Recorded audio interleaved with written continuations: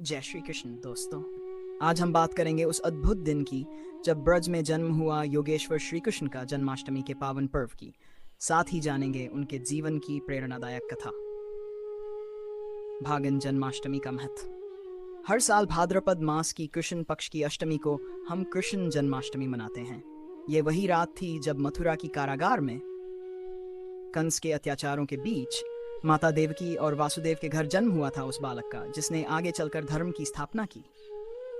जन्माष्टमी की रात को मंदिरों में झूला सजाया जाता है, नंदोत्सव मनाया जाता है और भक्त उपवास रखकर रात 12 बजे तक कृष्ण जन्म का उत्सव मनाते हैं। कहानी की शुरुआत होती है मथुरा के राजा कंस से। देवकी उसकी बहन थी जिनका विवाह वासुदेव से हुआ।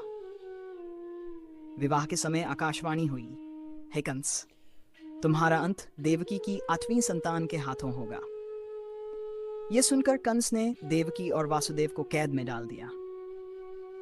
जब 7वीं संतान बलराम का गर्भ योगमाया की लीला से रोहिणी के गर्भ में स्थानांतरित हो गया, तब 8वीं संतान के रूप में आधी रात को श्री कृष्ण ने जन्म लिया।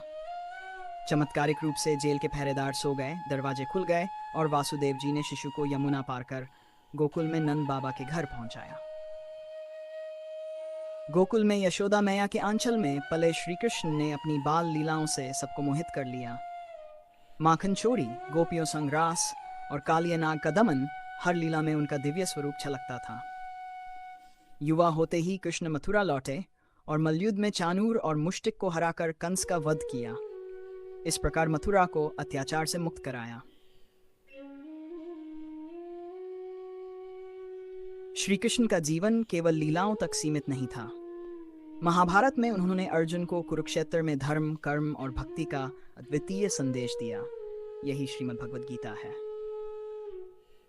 भाग 6, अंतिम समय।